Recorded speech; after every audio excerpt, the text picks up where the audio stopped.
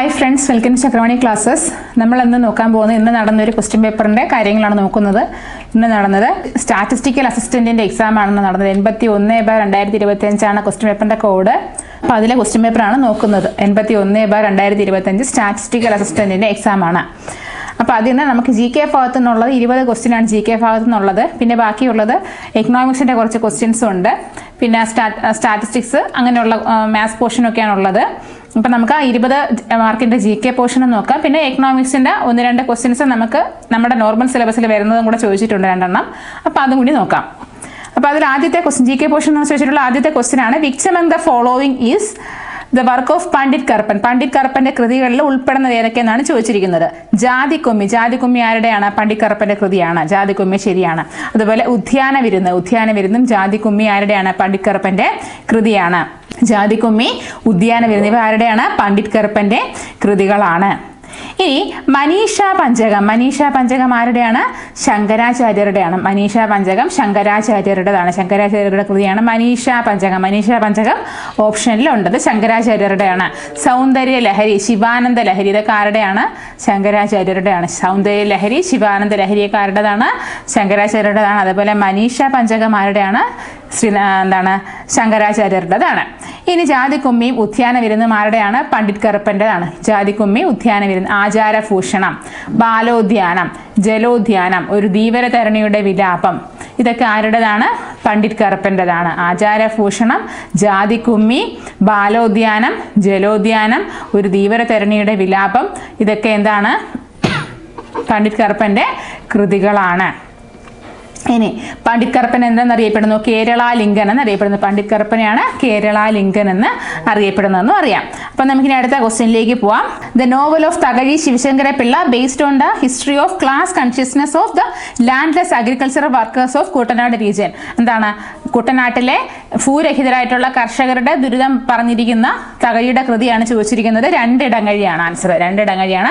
കുട്ടനാട്ടിലെ ഭൂരഹിതരായിട്ടുള്ള കർഷകരുടെ ദുരിതത്തെക്കുറിച്ച് പറഞ്ഞിരിക്കുന്ന തകഴിയുടെ കൃതിയാണ് 2 ഇടങ്ങഴി. പക്ഷെ ഇതിൽ ഓപ്ഷനിൽ ബാക്കി തന്നിരിക്കുന്ന 2 ഓപ്ഷനും എന്താണ്? തകഴിയുടെ തന്നെയാണ്. അപ്പം നമുക്ക് തകഴിയുടെ കൃതി ഏതെന്ന് വെച്ചിട്ട് എടുക്കാനായിട്ട് പറ്റില്ല. ചെമ്മീൻ ആരുടെയാണ്? തകഴിയുടെ കൃതിയാണ്. തകഴിയുടെ നോവലാണ് ചെമ്മീൻ. സിനിമയാക്കുന്നതാരാണ്? രാമു കാര്യക്കാണ് ചെമ്മീൻ എന്ന നോവലിന് സിനിമയാക്കുന്നത്. 1965 പ്രസിഡന്റിന്റെ സ്വർണ്ണ മെഡൽ ലഭിക്കുകയും ചെയ്തു. ഇനി അടുത്താണ് തോട്ടിയുടെ മകൻ ആരുടേതാണ്? തകഴിയുടെ കൃതിയാണ് തോട്ടിയുടെ മകൻ. എന്നാൽ തകഴിയുടെ ആത്മകഥ ഏതാണ്? തകഴിയുടെ ആത്മകഥയാണ് ഓർമ്മയുടെ തീരങ്ങളിൽ. തകഴിയുടെ ആത്മകഥ ഓർമ്മയുടെ തീരങ്ങളിൽ.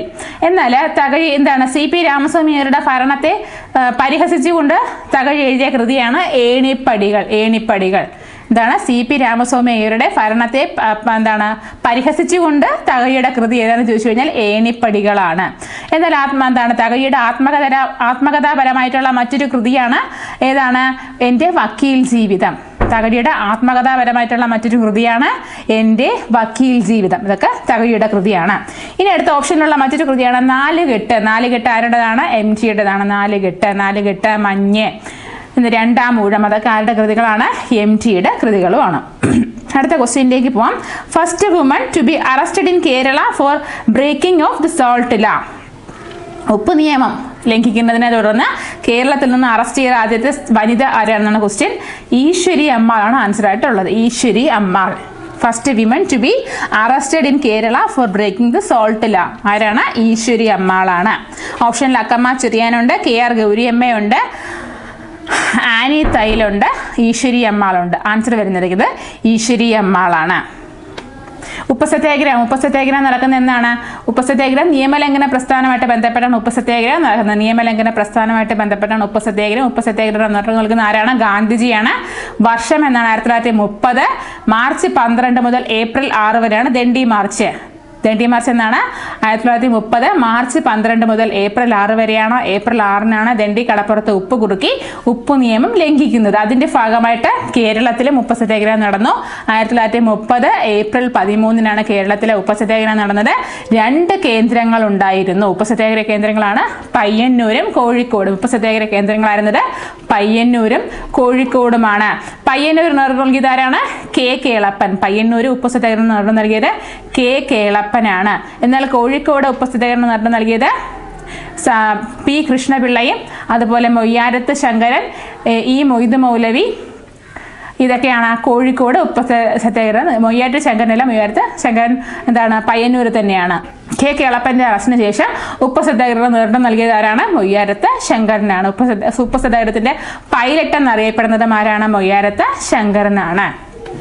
ഇനി ഉപ്പ് സത്യാഗ്രഹത്തെ തുടർന്ന് AKG അറസ്റ്റ് ചെയ്യുന്നത് എന്നാണ്? 1930 PSC 1 മാർക്ക് ചോദ്യമാണ്. ഉപ്പ് സത്യാഗ്രഹത്തെ തുടർന്ന് AKG അറസ്റ്റ് ചെയ്യുന്നത് 1930. അപ്പം കേരളത്തിൽ ഉപ്പ് സത്യാഗ്രഹം 1930 ഏപ്രിൽ 13 കൂടി ഓർത്ത് വച്ചിരിക്കുക. അതിൽ പങ്കെടുത്ത വനിത ഏതാണ്? ഈശ്വരി അമ്മാൾ. നമ്മളത് അധികം കണ്ടിട്ടില്ല, നമ്മൾ ആൻസർ പെട്ടെന്ന് കണ്ടുപിടിക്കാൻ പറ്റാത്തൊരു ക്വസ്റ്റൻ ആയിരുന്നു. ഈശ്വരി അമ്മാളാണ് ആൻസർ ആയിട്ടുള്ളത്. Eswari Ammal, first women to be arrested in Kerala for breaking സോൾട്ടിലാണ് ഈശ്വരി അമ്മാൾ. ഇനി അടുത്ത ക്വസ്റ്റ്യനിലേക്ക് പോവാം. പ്രത്യക്ഷരക്ഷാ ദേവസഭ ആരാണ് ആരംഭിച്ചത്? Prathyaksha Raksha Devasabha was started by Poykayil Appachan. Poykayil Kumara ഗുരുദേവനാണ് പ്രത്യക്ഷരക്ഷാ ദേവസഭ സ്ഥാപിക്കുന്നത്. 1909 പ്രത്യക്ഷരക്ഷാ ദേവസഭ. 1909. ആസ്ഥാനം ഇരവിപേരൂരാണ്. ഇരവിപേരൂർ പത്തനംതിട്ട ജില്ലയിലാണ്. പ്രത്യക്ഷരക്ഷാ ദേവസഭ PRDS 1909. ആസ്ഥാനം ഇരവിപേരൂരാണ്. ഇരവിപേരൂർ പത്തനംതിട്ട ജില്ലയിലാണ്. പൊയ്കയിൽ കുമാര ഗുരുദേവൻ. പൊയ്കയിൽ കുമാര ഗുരുദേവനെ കുറിച്ചൊക്കെ നമ്മൾ ഒരുപാട് മുമ്പ് ക്ലാസ്സുകളിൽ പറഞ്ഞിട്ടുണ്ട്. അടിലഹളയ്ക്ക് നേതൃത്വം നൽകിയത് ആരാണ്? പൊയ്കയിൽ കുമാര ഗുരുദേവനാണ്. അടിലഹള. ഇനി അദ്ദേഹത്തിന്റെ ഒരു കൃതിയാണ് രത്നമണികൾ. രത്നമണികൾ ആരുടെ കൃതിയാണ്? പൊയ്കയിൽ കുമാര ഗുരുദേവന്റെ കൃതിയാണ്. അദ്ദേഹത്തിന്റെ ഒരു കൊട്ടേഷൻ നമ്മൾ പറഞ്ഞിട്ടുണ്ട്. കാണുന്നില്ലൊരു അക്ഷരവും എൻ്റെ വംശത്തെ പറ്റി, കാണുന്നുണ്ട് അനേക വംശത്തിന് ചരിത്രങ്ങൾ എന്ന് പറഞ്ഞത് ആരാണ്? പൊയ്കയിൽ കുമാര ഗുരുദേവനാണെന്നുള്ളതും ഓർത്തു വെക്കുക. ഇനി അടുത്ത ക്വസ്റ്റ്യനിലേക്ക് പോവാം. ഇതിൽ ഓപ്ഷനിൽ MC ജോസഫ് ഉണ്ട്, പാമ്പാടി ജോൺ ജോസഫ് ഉണ്ട്, സ്വദേശ് അഭിമന്യു രാമകൃഷ്ണ പിള്ളയുണ്ട്. പാമ്പാടി ജോൺ ജോസഫ് എന്താണ്? ചേരമർ മഹാജന സഭ രൂപീകരിച്ചത് ആരാണ്? പാമ്പാടി ജോൺ ജോസഫാണ്. ചേരമർ മഹാജന സഭ പാമ്പാടി ജോൺ ജോസഫാണ്. എന്താണ് അതിൻ്റെ ഒരു ആപ്തവാക്യമാണ്? Organise through lineage not through religion. Organise through lineage not through religion എന്നുള്ളത് എന്താരുടെയാണ്? പാമ്പാടി ജോൺ ജോസഫ് പറഞ്ഞ ആശയമാണ്. സ്വദേശാഭിമാനി രാമകൃഷ്ണ പിള്ള നമുക്കറിയാം. കേരളം എന്ന തൂലികാനാമത്തിൽ അറിയപ്പെടുന്നത് സ്വദേശാഭിമാനി രാമകൃഷ്ണ പിള്ളയാണെന്ന് അറിയാം. അദ്ദേഹത്തിന്റെ കൃതിയാണ് വർത്തമാന പുസ്തകം. അദ്ദേഹത്തിന്റെ കൃതിയാണ് വർത്തമാന പുസ്തകം. പത്രപ്രവർത്തകരുടെ ബൈബിൾ എന്നറിയപ്പെടുന്നത് വർത്തമാന പുസ്തകമാണ്. പത്രപ്രവർത്തകരുടെ ബൈബിൾ എന്നറിയപ്പെടുന്നത് വർത്തമാന പുസ്തകമാണ്. സ്വദേശാഭിമാനി രാമകൃഷ്ണ പിള്ള സ്വദേശാഭിമാനിയുടെ എഡിറ്റർ ആവുന്ന വർഷം എന്നാണ്? 1906 സ്വദേശാഭിമാനിയുടെ എഡിറ്ററായിട്ട് സ്വദേശാഭിമാനി രാമകൃഷ്ണ പിള്ള വരുന്നത്. 1905 അഞ്ചുതെങ്ങിൽ നിന്ന് സ്വദേശാഭിമാനി പത്രം ആരംഭിക്കുന്നത് ആരാണ്? വക്കം മൗലവിയാണ് അത് ആരംഭിക്കുന്നത്. അന്ന് 1905 അതിന്റെ എഡിറ്റർ ആരായിരുന്നു? CP ഗോവിന്ദപിള്ള. 1905 അതിന്റെ എഡിറ്റർ ആയിരുന്നു CP ഗോവിന്ദപിള്ള. സ്വദേശാഭിമാനി രാമകൃഷ്ണ പിള്ള വരുന്നത് 1906 ഓർത്തു വെക്കുക. സ്വദേശാഭിമാനിയെ നാട് കടത്തുന്നത് എന്നാണ്? 1910 ഓർത്തു വെക്കുക. 1910 സ്വദേശാഭിമാനി രാമകൃഷ്ണ പിള്ളയെ നാട് കടത്തുന്നത്. 1916 സ്വദേശാഭിമാനി രാമകൃഷ്ണ പിള്ള മരിക്കുന്നു. സ്വദേശാഭിമാനി രാമകൃഷ്ണ പിള്ള അന്തരിച്ചെന്നാണ്? 1916 സ്വദേശാഭിമാനി രാമകൃഷ്ണ പിള്ള അന്തരിക്കുന്നത്. 1910 സ്വദേശാഭിമാനി രാമകൃഷ്ണ പിള്ളയെ നാട് കടത്തുന്നത്. ആരാണ് നാട് കടത്തുന്നത്? P രാജഗോപാലാചാര്യാണ് സ്വദേശാഭിമാനി രാമകൃഷ്ണ പിള്ളയെ നാട് കടത്തുന്നത്. സ്വദേശാഭിമാനി രാമകൃഷ്ണ പിള്ളയെ നാട് കടത്തുന്ന സമയത്ത് ദിവാൻ ആരായിരുന്നു? P രാജഗോപാലാചാരി. P രാജഗോപാലാചാരി. അതും ഓർത്തു വെക്കുക. ഇനി അടുത്ത ക്വസ്റ്റ്യനിലേക്ക് പോവാം. കുടിയരശ് എന്ന പ്രസിദ്ധീകരണം ആരുടെയാണ്? EV രാമസ്വാമി നായ്ക്കർ. കുടിയരശ് എന്ന പ്രസിദ്ധീകരണം EV രാമസ്വാമി നായ്ക്കറുടേതാണ്. EV രാമസ്വാമി നായ്ക്കറുടെ പ്രതിമ ഇപ്പം എവിടെ വന്നത്? പ്രതിമ വന്നത് വൈക്കത്താണ്. വൈക്കം ഹീറോ എന്നറിയപ്പെടുന്നത് EV രാമസ്വാമി നായ്ക്കറാണ്. അദ്ദേഹത്തിന്റെ പ്രതിമ വൈക്കത്താണ് വന്നത്. വൈക്കം ഹീറോ EV രാമസ്വാമി നായ്ക്കർ പ്രതിമ വന്ന വൈക്കത്താണ്. ഇനി വൈക്കം ഹീറോ എന്നറിയപ്പെടുന്നു. അതുപോലെ സ്വാഭിമാന പ്രസ്ഥാനം ആരുടെയാണ്? EV രാമസ്വാമി നായ്ക്കറുടേതാണ്. സ്വാഭിമാന പ്രസ്ഥാനം EV രാമസ്വാമി നായ്ക്കറുടേതാണ്. പെരിയോർ എന്നറിയപ്പെടുന്നത് ആരാണ്? EV രാമസ്വാമി നായ്ക്കർ. കുടിയരശ് എന്ന പ്രസിദ്ധീകരണം EV രാമസ്വാമി നായ്ക്കറുടേതാണ്. ഇനി അടുത്ത question. How many members attended the first session of Constituent Assembly of India began 9th December 1946.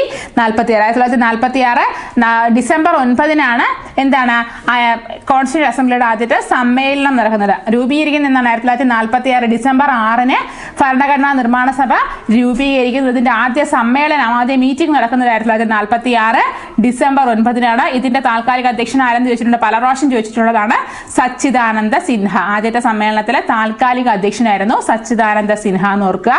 ഇനി സ്ഥിര അധ്യക്ഷനായിട്ട് രാജേന്ദ്ര പ്രസാദ് തെരഞ്ഞെടുക്കുന്നത് 1946 ഡിസംബർ 11 അതുള്ളത് ഓർത്ത് വെക്കുക. അപ്പോൾ ഇവിടെ ചോദിച്ചിരിക്കുന്ന ക്വസ്റ്റ്യൻ എന്ന് പറഞ്ഞത് 1946 ഡിസംബർ 9 ആദ്യ സമ്മേളനം കൂടുന്ന സമയത്ത് എത്ര അംഗങ്ങൾ ഉണ്ടായിരുന്നു എന്നുള്ളതാണ്. 207 അംഗങ്ങളാണ് ആൻസർ. ആദ്യ സമ്മേളനത്തിൽ പങ്കെടുത്ത അംഗങ്ങളുടെ എണ്ണം 207. ഇനി കോൺസ്റ്റിറ്റ്യൂന്റ് അസംബ്ലിയിൽ ആകെ അംഗങ്ങളുടെ എണ്ണം എത്രയാണ്? 389. കോൺസ്റ്റിറ്റ്യൂന്റ് അസംബ്ലിയിൽ ആകെ അംഗങ്ങളുടെ എണ്ണം 389 ആണ്. ഇനി ഇന്ത്യ വിഭജനത്തിന് ശേഷം എത്ര പേരുണ്ടായിരുന്നു? 299. ഇന്ത്യ വിഭജനത്തിന് ശേഷം 299 പേര്. ഇനി ഈ 389 എത്ര വനിതകൾ ഉണ്ടായിരുന്നു? 17 വനിതകൾ. 17 വനിത. എത്ര മലയാളികൾ ഉണ്ടായിരുന്നു? 17. ഈ 17 വനിതകൾ ഉണ്ടെന്ന് പറഞ്ഞു. അതിൽ എത്ര മലയാളി വനിത? 3 മലയാളി വനിതകൾ. 3 മലയാളി വനിതകൾ. 17 മലയാളികൾ, 17 വനിതകൾ. അതിൽ 3 പേര് മലയാളികൾ അറിയാം. അമ്മു സ്വാമിനാഥൻ, ദാക്ഷായണി വേലായുധൻ, ആനി മസ്കിരി. 3 പേരെ നമുക്കറിയാം. പല പ്രാവശ്യം ചോദിച്ചിട്ടുള്ള ക്വസ്റ്റ്യൻ ആണ്. പിന്നെ പറഞ്ഞത് ഡിസംബർ 9 എത്ര പേര് പങ്കെടുത്തു? 207 പേര് പങ്കെടുത്തു. 207 അംഗങ്ങൾ ഡിസംബർ 9 ആദ്യത്തെ സമ്മേളനം കൂടുന്ന സമയത്ത് പങ്കെടുത്തു. ഇതിൽ എത്ര വനിതകൾ ഉണ്ടായിരുന്നു? അതും PSC 1 മാർക്ക് ചോദ്യമാണ്. 9 വനിതകൾ പങ്കെടുത്തു. ആകെ 17 വനിതകൾ ഉണ്ട്. അതിൽ 9 വനിതകൾ ഈ ആദ്യത്തെ സമ്മേളനത്തിൽ പങ്കെടുത്തു. 9 വനിതകൾ പങ്കെടുത്തു ആദ്യത്തെ സമ്മേളനത്തിൽ. അതൊന്നുകൂടെ നോക്കുക. ആകെ 389 അംഗങ്ങൾ. വിഭജനത്തിന് ശേഷം 299 അംഗങ്ങൾ. ഈ 389 അംഗങ്ങളിൽ 17 പേര് വനിതകളായിരുന്നു. അതിൽ 3 പേര് മലയാളി വനിതകളായിരുന്നു. അതുപോലെ 17 മലയാളി അംഗങ്ങൾ ഉണ്ടായിരുന്നു. ഇനി ഈ 299 ഇന്ത്യ വിഭജനത്തിന് ശേഷം എത്ര വനിതകൾ ഉണ്ടായിരുന്നു? 15 വനിതകൾ ഉണ്ടായിരുന്നു. ഇന്ത്യ വിഭജനത്തിന്, അല്ലെ പാകിസ്ഥാനിലെ നമ്മുടെ നിന്ന് പോയതിന് ശേഷം 15 വനിതകൾ. 299 15 വനിതകൾ ഉണ്ടായിരുന്നു എന്ന് നോക്കുക. അതുപോലെ ആദ്യ സമ്മേളനത്തിൽ പങ്കെടുത്തത് 207 അംഗങ്ങൾ ഉണ്ടായിരുന്നു. അതിൽ 9 പേര് വനിതകളാണെന്നുള്ളതും ഓർത്ത് വെക്കുക. അതും PSC 1 മാർക്ക് ചോദ്യമാണ്. കോൺസ്റ്റിറ്റ്യൂന്റ് അസംബ്ലി പറയുമ്പോൾ അതിന്റെ താൽക്കാലിക അധ്യക്ഷനായിരുന്നു സച്ചിദാനന്ദ സിൻഹ. സ്ഥിര അധ്യക്ഷൻ ഡോക്ടർ രാജേന്ദ്ര പ്രസാദ് ആയിരുന്നു. ഇനി ഭരണഘടനാ നിർമ്മാണ സഭയുടെ ഉപദേശകൻ ആരായിരുന്നു? BN റാവു ആയിരുന്നു. അധ്യക്ഷനായിരുന്നു രാജേന്ദ്ര പ്രസാദ്. എന്നാൽ ഉപാധ്യക്ഷൻ ആരായിരുന്നു? HC മുഖർജി. അധ്യക്ഷൻ ഡോക്ടർ രാജേന്ദ്ര പ്രസാദ്, ഉപാധ്യക്ഷൻ HC മുഖർജി ആണെന്നുള്ളതും ഓർത്ത് വെക്കുക. ഉപദേശകൻ ആരാണെന്ന് വെക്കുക? BN റാവു ആണെന്നുള്ളതും ഓർത്ത് വെക്കുക. ഇനി അടുത്ത ക്വസ്റ്റ്യനിലേക്ക് പോവാം. Name the drama written by CJ Thomas depicting the worst conditions of women activist. എന്താണ്? സ്ത്രീ നേതാക്കളുടെ മോശം അവസ്ഥയെക്കുറിച്ച് പറഞ്ഞിരിക്കുന്ന CJ തോമസിന്റെ നാടകം ഏതാണ്? വനിതാ പ്രവർത്തകരുടെ ദുരിതത്തെക്കുറിച്ച് പറഞ്ഞിരിക്കുന്ന CJ തോമസിന്റെ നാടകമാണ് ചോദിക്കുന്നത്. ഉയരുന്നു യവനിക. ഉയരുന്നു യവനിക എന്നുള്ളതാണ് അദ്ദേഹത്തിന്റെ നാടകം. CJ തോമസിന്റെ നാടകമാണ് ഉയരുന്നു യവനിക. ഉയരുന്നു യവനിക. അത് 1950 ആ നാടകം അവതരിപ്പിക്കുന്നത്. 1950 ആ നാടകം അവതരിപ്പിക്കുന്നത്, ഉയരുന്നു യവനിക എന്നുള്ളത്. ഇനി ഈ CJ തോമസിനെ നമുക്കറിയാം. CJ തോമസിന്റെ ബുക്കുകൾ നേരത്തെയും PSCക്ക് ചോദിച്ചിട്ടുണ്ട്, നാടകങ്ങളൊക്കെ ചോദിച്ചിട്ടുണ്ട്. അതിൽ പ്രധാനപ്പെട്ടതാണ് അവൻ വീണ്ടും വരുന്നു. അവൻ വീണ്ടും വരുന്നു ആരുടേതാണ്? CJ തോമസിൻ്റെതാണ്. അവൻ വീണ്ടും വരുന്നു. ആ മനുഷ്യൻ നീ തന്നെ. ആ മനുഷ്യൻ നീ തന്നെ. അവൻ വീണ്ടും വരുന്നു. അതൊക്കെ ആരുടെയാണ്? CJ തോമസിൻ്റെതാണ്. അതുപോലെ 1128 ക്രൈം നമ്പർ 27. 1128 ക്രൈം നമ്പർ 27 ആരുടേതാണ്? CJ തോമസിൻ്റെതാണ്. അവൻ വീണ്ടും വരുന്നു CJ തോമസിൻ്റെതാണ്. ആ മനുഷ്യൻ നീ തന്നെ. ഇതൊക്കെ CJ തോമസിന്റെ കൃതികളാണെന്നുള്ള കാര്യം പ്രത്യേകം ഓർത്ത് വെക്കുക. ഇവിടെ എന്താണ്? വിമൺ ആക്ടിവിസ്റ്റിന്റെ ദുരിതത്തെക്കുറിച്ച് പറഞ്ഞിരിക്കുന്ന CJ തോമസിന്റെ നാടകമാണ് ഉയരുന്നു യവനിക. അത് 1950 കൂടെ ഓർത്ത് വെക്കുക. ഇനി അടുത്ത അതിൽ ഓപ്ഷനിലുള്ളതാണ് അശ്വനിപാതം. അശ്വനിപാതം എന്നുള്ളത് ആരുടെയാണ്? CL ജോസിന്റെ നാടകമാണ്. അശ്വനിപാതം എന്നുള്ളത് CL ജോസിന്റെ നാടകമാണെന്നുള്ള കാര്യം ഓർത്ത് വെക്കുക. ഇനി അതുപോലെ മറ്റൊരു നാടകമാണ് തൊഴിൽ കേന്ദ്രങ്ങളിലേക്ക്. ഈ തൊഴിൽ കേന്ദ്രങ്ങളിലേക്ക് എന്നുള്ളത് അന്തർജന സമാജത്തിലെ സ്ത്രീകൾ, വനിതാ പ്രവർത്തകർ ചേർന്ന് അവതരിപ്പിക്കുന്നതാണ് തൊഴിൽ കേന്ദ്രങ്ങളിലേക്ക് എന്നുള്ള നാടകം. തൊഴിൽ കേന്ദ്രങ്ങളിലേക്ക് അന്തർജന സമാജത്തിലെ വനിതകൾ ചേർന്ന് അവതരിപ്പിക്കുന്നതാണ്. അതിൽ പ്രധാനമായിട്ടും അതിൻ്റെ പിന്നിൽ പ്രവർത്തിച്ചത് ആര്യ പള്ളവും പ്രിയ ദത്തും ഒക്കെയാണ്. ആര്യ പള്ളം, പ്രിയ ദത്ത് എന്നിവരാണ് ഈ തൊഴിൽ കേന്ദ്രങ്ങളിലേക്ക് എന്നുള്ള നാടകം അവതരിപ്പിക്കാനായിട്ട് പ്രധാന പങ്ക് വഹിച്ചത്. ഇതെന്ന് പറഞ്ഞു കഴിഞ്ഞാൽ അന്തർജന സമാജത്തിലെ വനിതകളാണ് ഇതിൽ പങ്കെടുത്തിരിക്കുന്നത്, നാടകം അവതരിപ്പിച്ചിരിക്കുന്നത്. അന്തർജന സമാജം ആരുടേതാണ്? ആര്യ പള്ളത്തിൻ്റെതാണ്. അന്തർജന സമാജം എന്നുള്ളത് ആര്യ പള്ളത്തിൻ്റെ ഒരു പ്രസ്ഥാനമാണ്. അന്തർജന സമാജവും ബഹുജന സമൂഹം. അന്തർജന സമാജം, ബഹുജന സമൂഹം ഇതൊക്കെ ആരുടേതാണ്? ആര്യ പള്ളത്തിൻ്റെതാണ്. ഈ അന്തർജന സമാജത്തിലെ വനിതകളാണ് തൊഴിൽ കേന്ദ്രങ്ങളിലേക്ക് എന്നുള്ള നാടകത്തിൽ പ്രവർത്തിച്ചിരിക്കുന്നത്. ഈ തൊഴിൽ കേന്ദ്രങ്ങളിലേക്കുള്ള നാടകം, അതിന് പ്രമേയമായിട്ടുള്ളത് അടുക്കളയിൽ നിന്ന് അരങ്ങത്തേക്ക് എന്നുള്ള നാടകത്തിൽ നിന്ന് പ്രചോദനം കൊണ്ടാണ് ഈ തൊഴിൽ കേന്ദ്രങ്ങളിലേക്ക് എന്നുള്ള നാടകം അവതരിപ്പിച്ചിരിക്കുന്നത്. അടുക്കളയിൽ നിന്ന് അരങ്ങത്തേക്ക്? ആരുടെയെന്ന് നമുക്കറിയാം, വീറ്റിയുടെ നാടകമാണ്. ഇതിൽ നിന്ന് പ്രചോദനം ഉൾക്കൊണ്ടാണ് തൊഴിൽ കേന്ദ്രങ്ങളിലേക്ക് എന്നുള്ള നാടകം അവതരിപ്പിച്ചിരിക്കുന്നത്. ഇതിൻ്റെ ഏകദേശം ആശയം ഉൾക്കൊണ്ടാണ് ഈ നാടകം അവതരിപ്പിച്ചിരിക്കുന്നത്.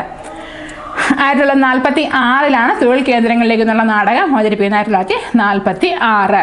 ഇനി അടുക്കളയിൽ നിന്ന് അരങ്ങത്തേക്ക്, അതും ഒരു ക്വസ്റ്റ്യൻ ആണ്. എന്ന് അവതരിപ്പിച്ചു? 1929 ആദ്യം അവതരിപ്പിച്ചത് തൃശ്ശൂർ ജില്ലയിലെ ഇടക്കുന്നിയിലാണെന്നുള്ളതും PSC 1 മാർക്കാണതും ശ്രദ്ധിക്കുക. അപ്പോൾ ഈ അടുത്ത ക്വസ്റ്റ്യനിലേക്ക് പോവാം. വിച്ച് അമെൻമെന്റ് added the terms of socialist secular to the preamble of the constitution of India? ഭരണഘടനയിൽ ആമുഖത്തിലെ സോഷ്യലിസ്റ്റ് സെക്യുലർ എന്നീ ആശയങ്ങൾ കൂട്ടിച്ചേർത്തത് ഏത് അമെൻമെന്റ് പ്രകാരമാണെന്നുള്ളതാണ്. നമുക്ക് വളരെ കൃത്യമായിട്ട് അറിയാവുന്ന ആൻസറാണ്. 42ാം ഭേദഗതി പ്രകാരമാണ് ആമുഖത്തിലെ സോഷ്യലിസ്റ്റ്, സെക്യുലർ, ഇന്റഗ്രിറ്റി എന്നീ 3 വാക്കുകൾ കൂട്ടിച്ചേർത്തത് എന്നുള്ളത് നമുക്ക് വളരെ ക്ലിയർ ആയിട്ട് അറിയാവുന്ന കാര്യമാണ്. ഏത് ആക്ട് പ്രകാരമാണ്? ആക്ട് 2 പ്രകാരമാണ് സോഷ്യലിസ്റ്റ്, സെക്യുലർ, ഇന്റഗ്രിറ്റി എന്നീ വാക്കുകൾ കൂട്ടിച്ചേർത്തത് എന്നുള്ളത് നമുക്ക് അറിയാവുന്ന കാര്യമാണ്. 42ാം ഭേദഗതി 1976 കാര്യം നമ്മൾ മറക്കില്ല. ആക്ട് 2 പ്രകാരമാണ് കൂട്ടിച്ചേർത്തതെന്നുള്ളതും പ്രത്യേകം ശ്രദ്ധിക്കുക. ആമുഖം ഒരേ ഒരു തവണയെ ഭേദഗതി വരുത്തിയിട്ടുള്ളൂ. ആമുഖം ഒരേ ഒരു തവണയെ ഭേദഗതി ചെയ്തിട്ടുള്ളൂ. ഏതാണ്? 1976 42ാം ഭേദഗതിയിലൂടെ ഒരേ ഒരു തവണ മാത്രമേ ആമുഖം ഭേദഗതി വരുത്തിയിട്ടുള്ളൂ എന്നുള്ളതും ഓർക്കുക. ഇനി തന്നിരിക്കുന്ന മറ്റ് അമെൻമെന്റുകൾ ഇതിൽ ഓപ്ഷനിലുണ്ട്. 93ാം ഭേദഗതി 2005 93ാം ഭേദഗതി 2005 അതെന്താണ്? വിദ്യാഭ്യാസ സ്ഥാപനങ്ങളിലെ ബാക്ക്വേർഡ് ക്ലാസിന്റെ, പിന്നോക്ക വിഭാഗങ്ങളുടെ കൂടുതൽ ഉൾക്കൊള്ളിക്കുന്നതിന് വേണ്ടിയിട്ടുള്ള അമെൻമെന്റ് ആയിരുന്നു 93ാം അമെൻമെന്റ് 2005. വിദ്യാഭ്യാസ സ്ഥാപനങ്ങളിൽ പിന്നോക്ക വിഭാഗത്തിൽ നിന്നുള്ള പങ്കാളിത്തം കൂട്ടുന്നതിന് വേണ്ടിയിട്ട് കൊണ്ടുവന്ന അമെൻമെന്റാണ് 93ാം ഭേദഗതി 2005. ഇനി ഓപ്ഷനിലുള്ള മറ്റൊരു അമെൻമെന്റ് ആണ് 40ാം അമെൻമെന്റ്. 40ാം അമെൻമെന്റ് 1976 വന്നിരിക്കുന്നത്. സമുദ്രമേഖലയുമായിട്ട് ബന്ധപ്പെട്ട യൂണിയൻ ഗവൺമെന്റിന്റെ അവകാശം കൂടുതലായിട്ട് കിട്ടുന്നതാണ് 40ാം ഭേദഗതി 1976 പ്രകാരം. ഇത് നമ്മൾ അധികം പറഞ്ഞിട്ടുള്ളതല്ല, ഓപ്ഷനിൽ വന്നതുകൊണ്ട് നമ്മളൊന്ന് നോക്കിയതാണ്. 40ാം ഭേദഗതി 1976 വന്നത്. സമുദ്രമേഖലയുമായിട്ട് ബന്ധപ്പെട്ട അതിൽ കാര്യങ്ങളിൽ യൂണിയൻ ഗവൺമെന്റിൽ കൂടുതൽ അവകാശം നൽകുന്നതാണ് 40ാം ഭേദഗതി. ഇനി അടുത്ത ഓപ്ഷനിലുള്ളതാണ് 103ാം ഭേദഗതി 2019 എന്ന് നമുക്ക് പറഞ്ഞിട്ടുണ്ട്. നമ്മൾ ഭേദഗതി പറഞ്ഞ കൂട്ടത്തിൽ നമ്മൾ പറഞ്ഞിട്ടുള്ളതാണ് 103ാം ഭേദഗതി 2019 എന്തുമായിട്ട് ബന്ധപ്പെട്ടതാണ്? EWS, പിന്നോക്കം നിൽക്കുന്നവർക്ക് വേണ്ടിയിട്ടുള്ള സംവരണം ആയിട്ട് ബന്ധപ്പെട്ടതാണ് 103ാം ഭേദഗതി 2019 നോക്കുക. ഇനി അടുത്ത ക്വസ്റ്റ്യനിലേക്ക് പോവാം. The article which prohibits employment of children below the age of 14 years in factory, mine or any other hazardous employment. 14 വയസ്സിന് താഴെയുള്ള കുട്ടികളെ കൊണ്ട് ഫാക്ടറിയിലൊക്കെ ജോലി ചെയ്യിപ്പിക്കുക. ബാലവേല നിരോധിക്കുന്ന ആർട്ടിക്കിളാണ് ചോദിച്ചിരിക്കുന്നത്. ആർട്ടിക്കിൾ 24, ബാലവേല നിരോധനം ആർട്ടിക്കിൾ 24. ഇത് ഏത് മൗലികാവകാശത്തിലാണ് വരുന്നത്? ചൂഷണത്തിനെതിരായിട്ടുള്ള അവകാശം ആർട്ടിക്കിൾ 23, 24 വരുന്നത്. അതിനകത്താണ് ബാലവേല നിരോധനം പറഞ്ഞിരിക്കുന്നത്, ആർട്ടിക്കിൾ 24. എന്നാൽ ആർട്ടിക്കിൾ 23 മനുഷ്യക്കടത്ത് തടയുന്നു. ആർട്ടിക്കിൾ 23 മനുഷ്യക്കടത്ത് തടയുന്നു. ഇനി ഇതിൽ ഓപ്ഷനില്ല, ആർട്ടിക്കിളുണ്ട്. ആർട്ടിക്കിൾ 21. ആർട്ടിക്കിൾ 21 എന്താണ്? മൗലിക അവകാശങ്ങളുടെ അടിത്തറ എന്നറിയപ്പെടുന്നത് ആർട്ടിക്കിൾ 21 മൗലിക അവകാശങ്ങളുടെ അടിത്തറ എന്നറിയപ്പെടുന്ന ആർട്ടിക്കിൾ 21. ജീവിക്കാനും വ്യക്തി സ്വാതന്ത്ര്യത്തിനുള്ള അവകാശമാണ് ആർട്ടിക്കിൾ 21 മൗലിക അവകാശങ്ങളുടെ അടിത്തറ എന്നറിയപ്പെടുന്നു. എന്നാൽ മൗലിക അവകാശങ്ങൾ മൗലികമായതാണ് ആർട്ടിക്കിൾ 32. മൗലിക അവകാശങ്ങളിൽ മൗലികമായത് ആർട്ടിക്കിൾ 32 ആണെന്നുള്ളത് ഓർക്കുക. പിന്നെ തന്നിട്ടുള്ള ഓപ്ഷനാണ് ആർട്ടിക്കിൾ 26 ചോദിച്ചിട്ടുണ്ട്. ആർട്ടിക്കിൾ 25 മുതൽ 28 വരെ എന്തിനെ കുറിച്ച് പറയുന്നു? മതസ്വാതന്ത്ര്യത്തെ കുറിച്ച് പറയുന്നു. ആർട്ടിക്കിൾ 25 മുതൽ 28 വരെ മതസ്വാതന്ത്ര്യത്തെ കുറിച്ച് പറഞ്ഞിരിക്കുന്നു. ആർട്ടിക്കിൾ 25 എന്താണ്? ഇഷ്ടമുള്ള മതം ഏത് മതത്തിലും സ്വീകരിക്കുകയും വിശ്വസിക്കുകയും ചെയ്യുന്നതിനുള്ള അവകാശം. ആർട്ടിക്കിൾ 26 എന്താണ്? മതപരമായ കാര്യങ്ങൾ ചെയ്യുന്നതിനുള്ള അവകാശം. മതപരമായിട്ടുള്ള കാര്യങ്ങൾ ചെയ്യുന്നതിനുള്ള അവകാശമാണ് ആർട്ടിക്കിൾ 26. ഓപ്ഷനിൽ ആർട്ടിക്കിൾ 27 ഉണ്ട്. ആർട്ടിക്കിൾ 27 എന്ത് പറഞ്ഞിരിക്കുന്നു?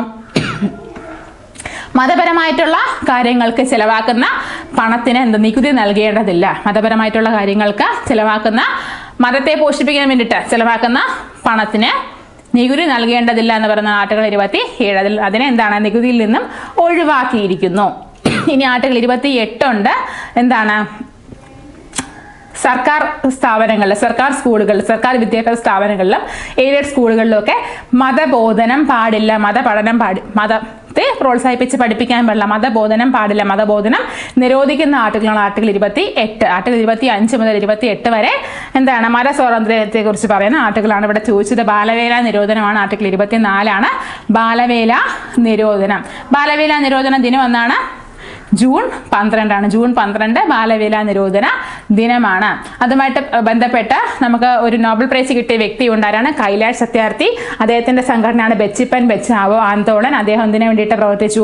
ബാലവേല നിരോധനവുമായിട്ട് ബന്ധപ്പെട്ട് പ്രവർത്തിച്ച വ്യക്തിയാണ് ആരാണ്? കൈലാഷ് സത്യാർത്ഥി. 2014 അദ്ദേഹത്തിന് സമാധാന നോബൽ കിട്ടി. ഒപ്പം മാർക്കും കൂടി കിട്ടി മലാല യൂസഫ്സായിക്ക് ഒപ്പം നോബൽ സമ്മാനം പങ്കിട്ട ഭാരതീയനാണ് കൈലാഷ് സത്യാർത്ഥി എന്നും ഓർത്തു വെക്കുക. ബാലവേല നിരോധന നിയമം വരുന്നത് 1986 ഓർക്കുക. ബാലവേല നിരോധന നിയമം 1986 ഓർക്കുക.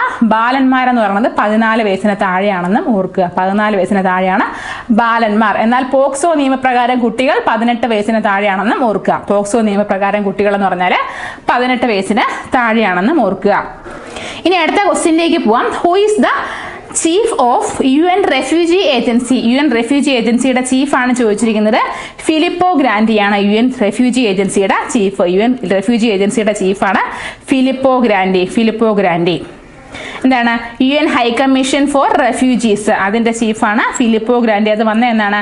1950 ഡിസംബർ 14 അത് രൂപീകരിക്കുന്നത്. 1950 ഡിസംബർ 14 UN റെഫ്യൂജീസ് ഏജൻസി രൂപീകരിക്കുന്നത്. അതിന്റെ ആസ്ഥാനം എവിടെയാണ്? ഗ്ലാൻഡ് ആണ്. ആസ്ഥാനം ഗ്ലാൻഡ്. ഇനി ഓപ്ഷനിൽ ആമിന മുഹമ്മദ് ഉണ്ട്. ആമിന മുഹമ്മദ് എന്താണ്? UN ഡെപ്യൂട്ടി ഡയറക്ടർ ജനറൽ ആണ് Amina Mohammed. UN deputy director general ആണ് ആമിന മുഹമ്മദ്. ഇനി UN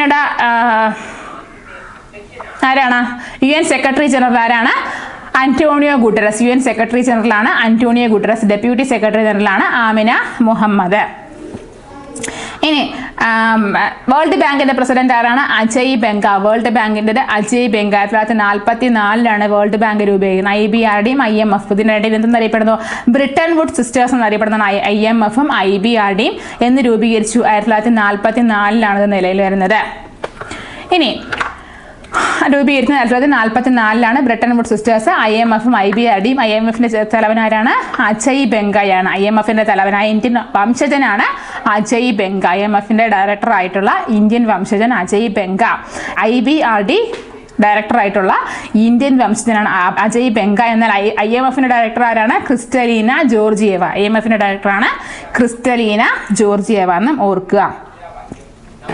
ഇനി അടുത്ത ക്വസ്റ്റ്യനിലേക്ക് പോവാം. ബൈ വിച്ച് അമെൻമെന്റ് to the constitution in 1978 remove right to property from list of fundamental rights? അതായത് മൗലികാവകാശത്തിൽ നിന്ന് എന്താണ് സ്വത്തവകാശത്തെ മാറ്റിയ അമെൻമെന്റ് ആണ്. നമുക്ക് സ്ഥിരമായിട്ട് അറിയാവുന്ന ക്വസ്റ്റ്യൻ ആണ്. 44ാം ഭേദഗതി 1978. അത് നമ്മൾ മറക്കില്ല. ഇനി അടുത്ത് ചോദിച്ചിരിക്കുന്നത് 39ാം ഭേദഗതി ചോദിച്ചിട്ടുണ്ട്. 1975. 39ാം ഭേദഗതി 1975. ഇനി അടുത്ത് 26ാം ഭേദഗതി ചോദിച്ചിട്ടുണ്ട്. 1971 26ാം ഭേദഗതി എന്തുമായിട്ട് ബന്ധപ്പെട്ടാണ്? പ്രിവി പേഴ്സുമായിട്ട് ബന്ധപ്പെട്ടതാണ് 26ാം ഭേദഗതി എന്നുള്ളതും ഓർത്തു വെക്കുക. 26ാം ഭേദഗതി 1971 പ്രിവി പേഴ്സ് നിർത്തലാക്കുന്നതാണ്. 1971 26ാം ഭേദഗതി ഇന്ദിരാഗാന്ധിയുടെ കാലത്താണ് നിർത്തലാക്കുന്നതെന്ന് ഓർത്തു വെക്കുക. ഇനി അടുത്ത് 73ാം ഭേദഗതി ഉണ്ട്. ഭേദഗതിയുടെ ക്ലാസ്സിലൊക്കെ നമ്മൾ വളരെ വ്യക്തമായിട്ട് പറഞ്ഞിട്ടുണ്ട്. 73ാം ഭേദഗതി എന്തുമായിട്ട് ബന്ധപ്പെട്ടാണ്? പഞ്ചായത്തി രാജുമായിട്ട് ബന്ധപ്പെട്ടാണെന്നുള്ളതും ഓർത്തു വയ്ക്കുക. 73ാം ഭേദഗതി പഞ്ചായത്ത് രാജുമായിട്ട് ബന്ധപ്പെട്ടതാണ്. പഞ്ചായത്തിനെ കുറിച്ച് പറയുന്ന part 9 panchayat part 9, municipality part 9A. 74ാം ഭേദഗതി പ്രകാരം കൂട്ടിച്ചേർത്തു മുനിസിപ്പാലിറ്റി 9A. ഇനി പാർട്ട് 9B എന്തിനെ കുറിച്ച് പറയുന്നു? കോർപ്പറേറ്റ് സൊസൈറ്റിയെ കുറിച്ച് പറയുന്നു. കോർപ്പറേറ്റ് സൊസൈറ്റിയെ കുറിച്ച് പറയുന്ന പാർട്ട് 9B ആണ്. 2011 97ാം ഭേദഗതി പ്രകാരം കൂട്ടിച്ചേർത്ത്. 2011 97ാം ഭേദഗതി പ്രകാരമാണ് 9B കൂട്ടിച്ചേർക്കുന്നത്. ഇനി ഇതിൽ 73ാം ഭേദഗതി പ്രകാരം കൂട്ടിച്ചേർത്ത ഷെഡ്യൂൾ നമുക്കറിയാം 11ാം ഷെഡ്യൂളാണ്. പഞ്ചായത്ത് രാജിനെ കുറിച്ച് പറയുന്നു. 74ാം ഭേദഗതി പ്രകാരം കൂട്ടിച്ചേർത്തത് 12ാം ഷെഡ്യൂളാണ്. എന്തിനെ കുറിച്ച് പറയുന്നു? നഗരപാലിക നിയമത്തെക്കുറിച്ച് പറയുന്നു. മുനിസിപ്പാലിറ്റി ആക്ടിനെ കുറിച്ച് പറയുന്നു. ഇനി 11ാം ഷെഡ്യൂളിൽ കൈമാറ്റം ചെയ്യപ്പെട്ട വിഷയങ്ങൾ 28 വിഷയങ്ങളാണ്, 29 വിഷയങ്ങളാണെന്നും എന്നാൽ 12ാം ഷെഡ്യൂളിൽ കൈമാറ്റം ചെയ്യപ്പെട്ടത് 18 വിഷയങ്ങൾ. 11ാം ഷെഡ്യൂളിൽ 29 വിഷയങ്ങൾ, 12ാം ഷെഡ്യൂളിൽ 18 വിഷയങ്ങളാണ് കൈമാറ്റം ചെയ്തതെന്നും ഓർത്ത് വയ്ക്കുക. ഇനി 73, 74ാം ഭേദഗതികൾ നടക്കുന്നത് 1992 PV നരസിംഹറാവുവിൻ്റെ കാലത്താണെന്നുള്ളതും ഓർത്തു വയ്ക്കുക. ആ സമയത്താണ് PV നരസിംഹറാവു പ്രധാനമന്ത്രി ആയിരിക്കുന്ന സമയത്താണ് ഇന്ത്യയിലെ പുത്തൻ സാമ്പത്തിക നയം വരുന്നതെന്നും ഓർത്തു വയ്ക്കുക. പുത്തൻ സാമ്പത്തിക നയമൊക്കെ എക്കണോമിക്സിന്റെ ഭാഗത്ത് നിന്ന് ചോദിക്കാവുന്ന സ്ഥിരം ചോദിക്കുന്ന ക്വസ്റ്റ്യൻസ് ആണ്. അപ്പോൾ അതൊക്കെ ഒന്ന് ഓർത്ത് വയ്ക്കുക. ഇനി അടുത്ത ക്വസ്റ്റ്യനിലേക്ക് പോവാം.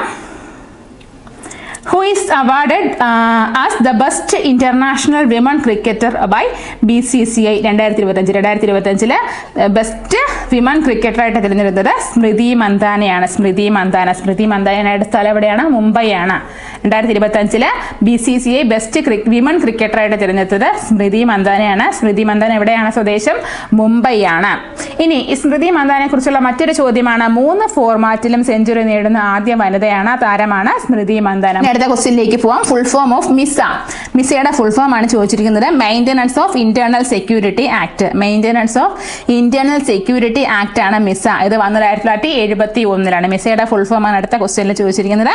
Maintenance of internal security act ഇത് വന്നത് 1971 ഇന്ദിരാഗാന്ധിയുടെ കാലത്താണിത് വന്നിരിക്കുന്നത്. 1975-77 കാലഘട്ടത്തിലാണ് ആദ്യത്തെ ആഭ്യന്തര അടിയന്തരാവസ്ഥ സമയത്ത് ഇത് വളരെയധികം ചർച്ച ചെയ്യപ്പെട്ട വിഷയമായിരുന്നു ഈ മിസ ആക്ട് എന്ന് പറയുന്നത്. ഇത് പ്രകാരം എതിരാളെയും അറസ്റ്റ് ചെയ്യുകയും തടങ്കലിൽ വെക്കുകയൊക്കെ ചെയ്യാവുന്നത്. വിചാരണ കൂടാതെ അറസ്റ്റ് ചെയ്യും തടങ്കലിൽ വെക്കുകയൊക്കെ ചെയ്യുന്ന ഇതുമായിട്ട് ബന്ധപ്പെട്ടതാണ് ഈ മിസ ആക്ട്. 1971 ഇന്ദിരാഗാന്ധിയുടെ കാലത്താണ് വന്നത്. ഇത് 1977 മൊറാർജി ദേശായി ജനതാ ഗവൺമെന്റ് വരുന്ന സമയത്ത് ഇത് നിർത്തലാക്കുകയും ചെയ്തു, റിപ്പീൽ ചെയ്യുകയും ചെയ്തു. ഇത് 1977 ഈ മിസ ആക്ട് റിപ്പീൽ ചെയ്തു. 1971 ഇന്ദിരാഗാന്ധിയുടെ കാലത്താണ് വന്നത്. 1977 ഇത് റിപ്പീൽ ചെയ്തു. അതായത് വിചാരണ കൂടാതെ തടവിൽ വെക്കുന്നതാണ് ആരെയും അറസ്റ്റ് ചെയ്യപ്പെടുന്നതായിട്ട് ബന്ധപ്പെട്ടാണ് ഈ മിസ ആക്ട്. 1975-77 കാലഘട്ടത്തിൽ ഇത് വളരെയധികം ചർച്ചാ വിഷയമായ സംഭവമാണ്. അതുകൊണ്ട് തന്നെ 1977 ഇത് റിപ്പീൽ ചെയ്യുമായിരുന്നു. ഇനി അടുത്ത ക്വസ്റ്റ്യൻ ആണ് PM സൂര്യ ഘർ മുഫ്തി ബിജ്ലി യോജന. ഇത് എന്തുമായിട്ട് ബന്ധപ്പെട്ട എന്നുള്ളതാണ്. ഇതേ സെയിം ക്വസ്റ്റ്യൻ 2024 ഒരു ക്വസ്റ്റ്യനിൽ റിപ്പീറ്റ് ആയിട്ട് ചോദിച്ചിട്ടുണ്ട്. ഇതെന്താണ്? റൂഫ് ടോപ്പ് സോളറൈസേഷൻ സ്കീമാണ്. മേൽക്കൂര സൗരോർജ്ജ പദ്ധതിയുമായിട്ട് ബന്ധപ്പെട്ടതാണ് PM സൂര്യ ഘർ മുഫ്തി ബിജ്ലി യോജന. മേൽക്കൂര സോളാർ പാനൽ പദ്ധതിയാണ്, സൗര പദ്ധതിയാണ്. എന്താണെന്നറിയപ്പെടുന്നത്? PM സൂര്യ ഘർ മുഫ്തി ബിജ്ലി യോജന എന്ന് പറയുന്നത്. ഇതിലൂടെ പുരപ്പുറ സൗരോർജ്ജ പാനലുകൾ ഘടിപ്പിക്കുന്നതിന് സബ്സിഡി നൽകുന്നുണ്ട്. പുരപ്പുറ സൗരോർജ്ജ പാനലുകൾ ഘടിപ്പിക്കുന്നതിന് സബ്സിഡി നൽകുന്ന പദ്ധതിയാണ്. അതുപോലെ ഇതിലൂടെ 1 കോടി കുടുംബങ്ങൾക്ക് ഗുണം ലഭിക്കുമെന്നാണ് ഇതിൽ പ്രതീക്ഷിക്കുന്നത്. 1 കോടി കുടുംബങ്ങൾക്ക് ഇതിൽ ഗുണഭോക്താക്കളായിട്ട് വരുമെന്നാണ് പ്രതീക്ഷിക്കുന്നത്. കുറഞ്ഞ നിരക്കിൽ വൈദ്യുതി ലഭ്യമാക്കാനുള്ള പദ്ധതിയാണ് PM സൂര്യ ഘർ മുഫ്തി ബിജ്ലി യോജന എന്നുള്ളത്. ഇത് റിപ്പീറ്റ് ആയിട്ട് ചോദിച്ച ക്വസ്റ്റ്യൻ ആണ്. ഇനി അടുത്ത ക്വസ്റ്റ്യനിലേക്ക് പോവാം. Who was the founder of Samathwa Samajam? സമത്വ സമാജം രൂപീകരിക്കുന്നവരാണ് വൈകുണ്ഠസ്വാമിയാണ്. സമത്വ സമാജം വൈകുണ്ഠസ്വാമി 1836 സമത്വ സമാജമാണ് വൈകുണ്ഠസ്വാമി 1836. സൗത്ത് ഇന്ത്യയിൽ കണ്ണാടി പ്രതിഷ്ഠ നടത്തുന്നവരാണ് വൈകുണ്ഠസ്വാമിയാണെന്നുള്ളത് അറിയാം. സൗത്ത് ഇന്ത്യയിൽ കണ്ണാടി പ്രതിഷ്ഠ വൈകുണ്ഠസ്വാമിയാണ്. വൈകുണ്ഠസ്വാമിയെ കുറിച്ചുള്ള ക്വസ്റ്റ്യൻസ് ഇടയ്ക്കിടയ്ക്ക് PSC റിപ്പീറ്റ് ചെയ്ത് മിക്കവാറും ചോദിക്കാറുണ്ട്, എല്ലാ ക്വസ്റ്റ്യൻ പേപ്പറുകളിലും ചോദിക്കാറുള്ളതാണ്. വൈകുണ്ഠസ്വാമി എന്നുള്ളത് ഓർത്ത് വെക്കുക. അദ്ദേഹത്തിന്റെ പ്രധാനപ്പെട്ട കൃതികളാണ് അഖിലത്തിരുട്ട്, അരുൾ നൂൽ എന്നുള്ളതൊക്കെ എന്താണ് ആരുടെ വൈകുണ്ഠസ്വാമികളുടെ കൃതിയാണ്. അഖിലത്തിരുട്ട്, അരുൾ നൂൽ ഇതൊക്കെ വൈകുണ്ഠസ്വാമിയായിട്ട് ബന്ധപ്പെട്ടതാണ്. അതുപോലെ അദ്ദേഹവുമായിട്ട് ബന്ധപ്പെട്ടതാണ്. അയ്യാവഴി എന്നുള്ളത് വൈകുണ്ഠസ്വാമിയായിട്ട് ബന്ധപ്പെട്ടതാണ്. നിഴൽ തങ്ങൾ രൂപീകരിക്കുന്നവരാണ് വൈകുണ്ഠസ്വാമിയാണെന്നുള്ളത് ഓർത്ത് വെക്കുക. അതുപോലെ താഴ്ന്ന ജാതിക്കാർക്ക് വേണ്ടിയിട്ട് മുന്തിരിക്കിണർ സ്ഥാപിക്കുന്നവരാരാണ്? വൈകുണ്ഠസ്വാമിയാണ്. താഴ്ന്ന ജാതിക്കാർക്ക് വേണ്ടിയിട്ട് മുന്തിരിക്കിണർ സ്ഥാപിച്ചവരാരാണ്? വൈകുണ്ഠസ്വാമിയാണെന്ന് അറിയാം. പിന്നെ അതുപോലെ വൈകുണ്ഠസ്വാമിയാണ് സ്വാതി തിരുനാളിന്റെ കാലത്ത് ശിങ്കാരത്തോപ്പ് ജയിലിൽ കിടന്നിട്ടുണ്ട്. സ്വാതി തിരുനാളിന്റെ കാലത്ത് ശിങ്കാരത്തോപ്പ് ജയിലിൽ കിടന്ന ആരെന്ന് ചോദിച്ചു കഴിഞ്ഞാൽ വൈകുണ്ഠസ്വാമിയാണ്. ഇദ്ദേഹവുമായിട്ട് ബന്ധപ്പെട്ട് ചോദിച്ചിട്ടുള്ളതാണ് എന്താണ് നമ്മുടെ പന്തി ഭോജനം അതുണ്ടല്ലോ, സമപന്തി ഭോജനം ആരാണ്? വൈകുണ്ഠസ്വാമിയാണ്. സമപന്തി ഭോജനം വൈകുണ്ഠസ്വാമിയാണ്. മിശ്ര ഭോജനം സഹോദരൻ അയ്യപ്പനാണ്. പന്തി ഭോജനം ആരാണ്? തൈക്കാടയ്യാണ്. പന്തി ഭോജനം തൈക്കാടയ്യ, സമപന്തി ഭോജനം വൈകുണ്ഠസ്വാമി, മിശ്ര ഭോജനം സഹോദരൻ അയ്യപ്പൻ, പ്രീതി ഭോജനം വാഗ്ഭടാനന്ദൻ. അത് നമ്മൾ സ്ഥിരം പറയാറുള്ളതാണ്, ഓർത്ത് വെക്കുക. അപ്പം ഇതുമായിട്ട് വൈകുണ്ഠസ്വാമിയായിട്ട് ബന്ധപ്പെട്ടതാണ് സമപന്തി ഭോജനം എന്നുള്ളത് ഓർത്ത് വെക്കുക. പന്തി ഭോജനം ആരാണ്? തൈക്കാടയ്യാണ്. പ്രീതി ഭോജനം വാഗ്ഭടാനന്ദനാണ്. മിശ്ര ഭോജനം സഹോദരൻ അയ്യപ്പനാണെന്നുള്ളതും ഓർത്ത് വെക്കുക. ഇനി അടുത്ത question, which of the following statement is correct about Sreenarayana Guru? Sreenarayana ഗുരുവായിട്ട് ബന്ധപ്പെട്ട് ശരിയായിട്ടുള്ള സ്റ്റേറ്റ്മെന്റ് ആണ് ചോദിക്കുന്നത്. ഈ installed a lamp at Karamukku temple. എന്താണ്? ഗുരു കണ്ണാടി പ്രതിഷ്ഠ നടത്തിയ 4 സ്ഥലങ്ങളാണ് ഉല്ലല, കാരമുക്ക്, കളവൻകൂട്, മുരുക്കുംപുഴ എന്നീ 4 സ്ഥലങ്ങളിലാണ് ശ്രീനാരായണ ഗുരു കണ്ണാടി പ്രതിഷ്ഠ നടത്തിയത്. എവിടെയൊക്കെയാണ്? ഉല്ലല, കാരമുക്ക്, കളവൻകൂട്, മുരുക്കുംപുഴ എന്നിവിടങ്ങളിലാണ് ഗുരു കണ്ണാടി പ്രതിഷ്ഠ നടത്തുന്നത് എന്നുള്ളത് ഓർത്ത് വയ്ക്കുക. അപ്പം കാരമുക്കില് എന്താണ് പ്രതിഷ്ഠ നടത്തിയിട്ടുള്ളത്? അത് ശരിയായിട്ടുള്ള സ്റ്റേറ്റ്മെന്റ് ആണ്. He consecrated mirror at Aruvippuram temple. അരുവിപ്പുറത്ത് കണ്ണാടി പ്രതിഷ്ഠയല്ല നടത്തിയത്, അരുവിപ്പുറത്ത് ശിവപ്രതിഷ്ഠയാണ് നടത്തിയത്. കണ്ണാടി പ്രതിഷ്ഠയല്ല. അപ്പൊ അത് തെറ്റായിട്ടുള്ള അരുവിപ്പുറം വിപ്ലവം എന്നൊക്കെ അറിയപ്പെടുന്ന അരുവിപ്പുറത്ത് ശിവപ്രതിഷ്ഠ നടത്തുന്ന 1788 ഓർത്ത് വയ്ക്കുക. അവിടെ കണ്ണാടി പ്രതിഷ്ഠ അല്ല. അപ്പൊ അത് സ്റ്റേറ്റ്മെന്റ് തെറ്റാണ്. ഇനി അടുത്ത ക്വസ്റ്റ്യൻ ആണ്, he started A news paper called Kerala Kaumudi. Kerala Kaumudi എന്നുള്ള പത്രം സ്റ്റാർട്ട് ചെയ്യുന്നത് ആരാണ്? ശ്രീനാരായണ ഗുരു ആണോ? അല്ല, CV കുഞ്ഞിരാമനാണ്. മയ്യനാട് നിന്ന് കേരള കൗമുദി എന്ന പത്രം ആരംഭിക്കുന്നത് CV കുഞ്ഞിരാമനാണ്. മയ്യനാട് നിന്ന് കേരള കൗമുദി എന്നുള്ള പത്രം ആരംഭിക്കുന്നത് ഓർത്ത് വയ്ക്കുക. അത് എന്തുമായിട്ട്? ശ്രീനാരായണ ഗുരുവായിട്ട് ബന്ധപ്പെട്ടത് അല്ല. അപ്പം കാരമുക്കിൽ എന്താണ് കണ്ണാടി പ്രതിഷ്ഠ നടത്തിയെന്നുള്ളതാണ് അതുമായിട്ട് ബന്ധപ്പെട്ട് ശരിയായിട്ടുള്ള സ്റ്റേറ്റ്മെന്റ്. കണ്ണാടി പ്രതിഷ്ഠ എവിടെയൊക്കെയായിരുന്നു? ഉല്ലല, കളവൻകൂട്, കാരമുക്ക്, മുരുക്കുംപുഴ ഇവിടങ്ങളിലാണ് 4 സ്ഥലങ്ങളിലാണ് ഗുരു കണ്ണാടി പ്രതിഷ്ഠ നടത്തിയെന്നുള്ളതും ഓർത്ത് വെക്കുക. അടുത്ത ക്വസ്റ്റ്യനിലേക്ക് പോവാം. Which among the following was a journal of Yogakshema Sabha? Yogakshema സഭയുടെ മുഖപത്രമായിട്ട് നമ്മൾ പറഞ്ഞിട്ടുള്ളത് ഏതാണ്? മംഗളോദയമാണ് യോഗക്ഷേമ സഭയുടെ മുഖപത്രം. പക്ഷേ ഓപ്ഷനിൽ മംഗളോദയം ഇല്ല, ഉണ്ണി നമ്പൂതിരി കൊടുത്തിട്ടുണ്ട്. പക്ഷേ ഉണ്ണി നമ്പൂതിരി എന്തിന്റെ അല്ല? യോഗക്ഷേമ സഭയുടേതല്ല, നമ്പൂതിരി യുവജന സംഘത്തിന്റെ മുഖപത്രമാണ് ഉണ്ണി നമ്പൂതിരി. VT ഭട്ടതിരിപ്പാടിന്റെ തന്നെയാണ്, പക്ഷേ അത് നമ്പൂതിരി യുവജന സംഘത്തിന്റെ മുഖപത്രമാണ് ഉണ്ണി നമ്പൂതിരി. എന്നാൽ യോഗക്ഷേമ സഭയുടെ മുഖപത്രം ഏതാണ്? മംഗളോദയമാണെന്നുള്ളതും ഓർത്ത് വെക്കുക. ഇനി അടുത്തത്, name the missionary group initiated the educational activities of Malabar. മലബാറിൽ എഡ്യൂക്കേഷണൽ ആക്ടിവിറ്റീസിന് വേണ്ടിയിട്ട് പ്രവർത്തിച്ചത് ആരാണ്? ബാസൽ ഇവാഞ്ചലിക്കൽ മിഷനാണ്. മലബാറിൽ പ്രവർത്തിച്ചതാണ് ബാസൽ ഇവാഞ്ചലിക്കൽ മിഷൻ. എന്നാൽ തെക്കൻ തിരുവിതാംകൂറിൽ പ്രവർത്തിച്ചതാണ് ലണ്ടൻ മിഷൻ സൊസൈറ്റി, LMS എവിടെയാണ്? തെക്കൻ തിരുവിതാംകൂറിലാണ് LMS, ലണ്ടൻ മിഷൻ സൊസൈറ്റി. അതുമായിട്ട് ബന്ധപ്പെട്ടതാണ് റവറൻഡ് ചാൾസ് മീഡ്. ഏത് മിഷനിൽ ബന്ധപ്പെട്ടതാണെന്ന് ചോദിച്ചിട്ടുണ്ട്, പ്രീവിയസ് ക്വസ്റ്റ്യൻ ആണ്. ആരാണ്? ലണ്ടൻ മിഷൻ സൊസൈറ്റിയുമായിട്ട് ബന്ധപ്പെട്ടതാണ് റവറൻഡ് ചാൾസ് മീഡ്. അത് തെക്കൻ തിരുവിതാംകൂറിലാണ് പ്രവർത്തിച്ചിരുന്നത്. എന്നാൽ മധ്യ തിരുവിതാംകൂറിന്റെ കോട്ടയത്തിന്റെ ഒക്കെ ഭാഗത്ത് പ്രവർത്തിച്ചിരുന്നതാണ് ചർച്ച് മിഷൻ സൊസൈറ്റി, CMS. മലബാറിൽ പ്രവർത്തനം നടത്തിയിരുന്നതാണ് ബാസൽ ഇവാഞ്ചലിക്കൽ മിഷൻ അല്ലെങ്കിൽ BEM. അതുമായിട്ട് ബന്ധപ്പെട്ട് പ്രവർത്തിച്ചതാണ് ഹെർമൻ ഗുണ്ടർട്ട്. ഏത് മിഷന്റെ പ്രവർത്തകനായിരുന്നു? ബാസൽ ഇവാഞ്ചലിക്കൽ മിഷന്റെ പ്രവർത്തകനാണെന്നുള്ള കാര്യം ഓർത്തു വെക്കുക.